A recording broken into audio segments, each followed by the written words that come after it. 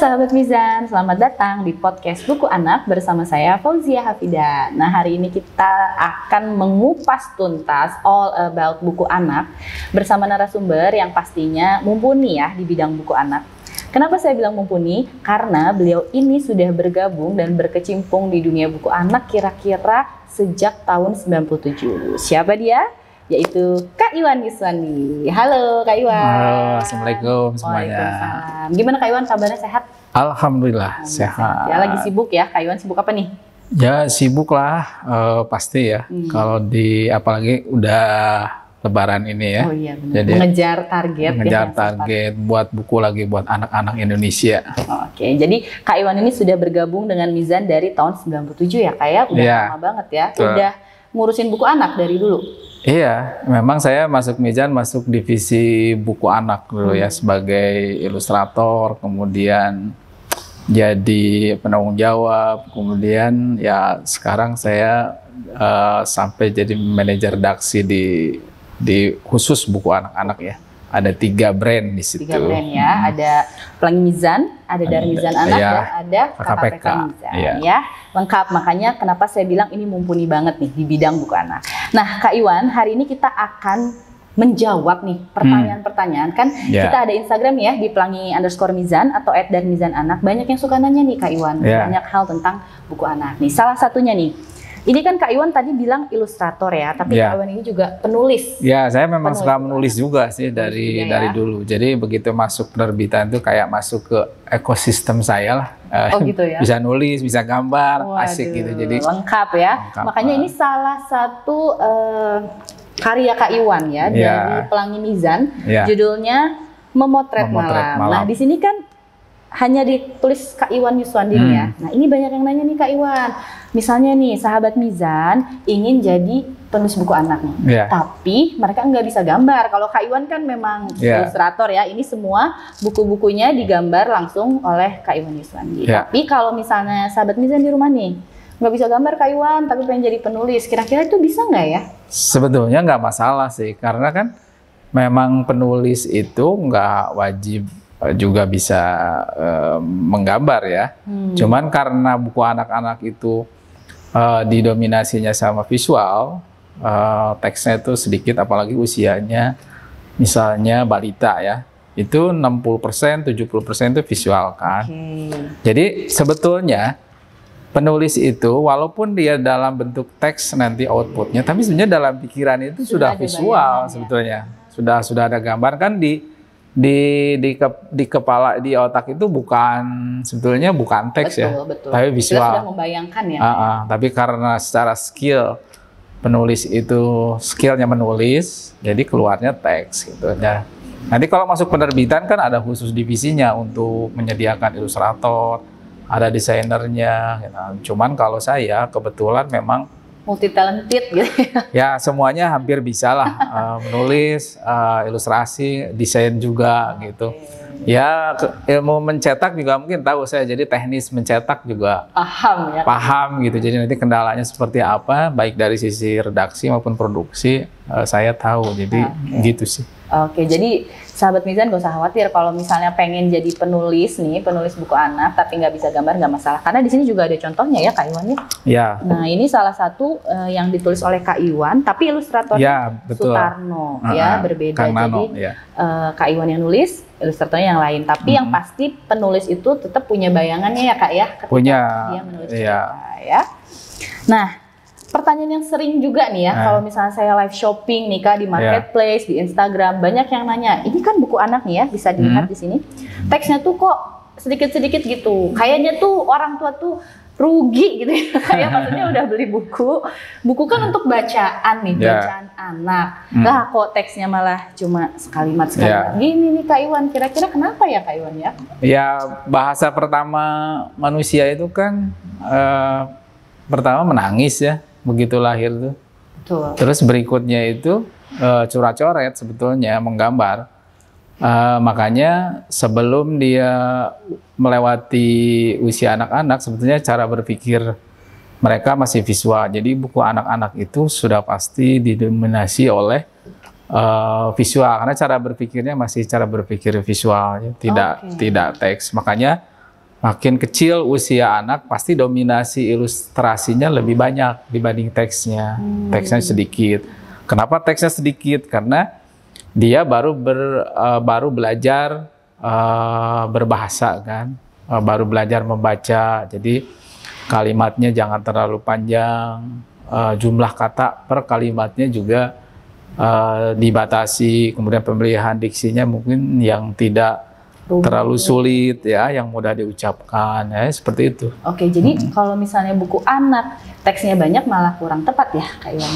Iya, terutama balita ya. Tapi kalau untuk usia misalnya 12 tahun, 9 sampai 12 tahun itu teksnya sudah mulai banyak. Nah, berarti yang saya pegang di sini yang tadi karya Kak Iwan ini adalah untuk balita berarti ya Kak Iwan ya, karena teksnya juga memang ya itu tadi menyesuaikan dengan usia balita yang lebih visual. Ya, sebetulnya sih bagus, yang tepat itu bukan berdasarkan usia, tapi berdasarkan level membaca.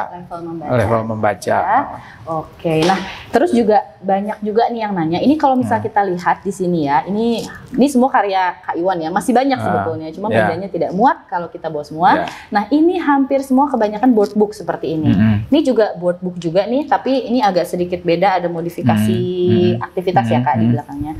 Nah sedangkan yang bukan board book nih, yang bentuknya hardcover ini hanya satu nih Kak dari sekian banyak karya Kak Iwan. Nah ini juga banyak yang nanya sih, kenapa sih banyak banget buku anak dari Mizan ini bentuknya adalah board book gitu Kak. Kenapa nggak misalnya hardcover atau misalnya softcover ya, seperti buku novel dewasa gitu? Ada banyak hal yang dipertimbangkan dalam membuat format buku itu.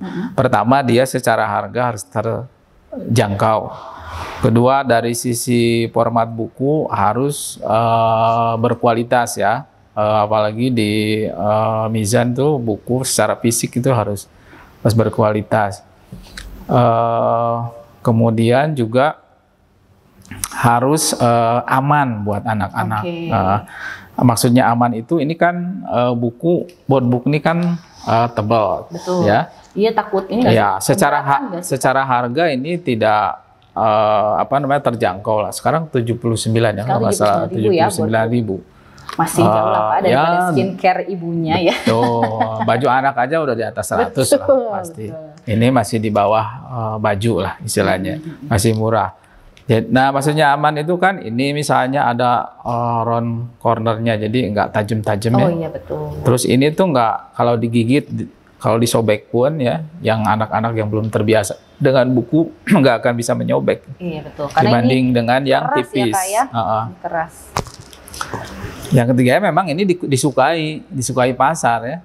Karena mungkin awet sih ya, Kak, ya? Ukurannya mungkin lebih handy ya, lebih mudah dibawa, kemudian juga nggak terlalu berat buat anak-anak. Jadi akhirnya lebih banyak yang beredar ukuran board book, walaupun kita sebetulnya menawarkan beberapa ya. Iya betul. Tapi kan kita juga harus mengikuti keinginan konsumen juga ya. Betul. Apalagi banyak juga nih yang cerita Kak Iwan, kalau buku-buku board booknya Mizan ini saking awetnya diturunin nih. Iya, sama adik-adiknya ya. Betul, ke adik-adiknya. Jadi kenapa itu banyak yang board book. Nah, yang terakhir nih Kak ya, yang paling sering banyak ditanyakan juga, dari sekian banyak buku, ini hanya baru karya Kak Iwan loh ya. Sedangkan Mizan, Pelangi Mizan, dari Mizan, KKPK juga, wah nerbitin buku tuh banyak. Nah itu kira-kira tips memilih, terutama yang untuk anak nih. Buku anak misalnya katakan untuk balita nih kayak dengan sekian banyak tema, ini seperti ada yang tema Islami ya, terus ada yang dongeng, terus ada yang aktivitas, terus ini ada silent book juga Kak. Nah kira-kira apa sih tips buat orang tua nih yang anaknya misalnya balita lah katakan, terus pengen beli buku, apa yang harus mereka pertimbangkan? Pasti kebutuhan dulu ya. Kalau misalnya buku agama gitu mungkin pilih yang pasti ilustrasinya menarik. Kedua, kontennya sesuai dengan usianya yang penting. Apalagi kalau buku agama ya, kadang-kadang balita sudah disuguhkan misalnya tentang kekerasan, perang. Mungkin itu nggak kurang ya. Menurut kita di sini tidak cocok. Biasanya kalau itu apa dong Kak? Biasanya kan nilai ya, lebih ke value gitu agama itu. Atau misalnya kalau mau tata cara ya kan ada misalnya tentang kebiasaan sholat, wudhu itu kan ada. Tapi jadi yang dasar-dasar gitu ya, nggak mungkin lah kita buku balita kemudian menyampaikan tentang perang Badar, gambar panah, pedang. Kurang mengerti juga ya, sih, kadang belum sesuai usia ya. Dan banyak hal dalam Islam yang bisa disampaikan terhadap anak-anak yang sifatnya nilai atau moral ya.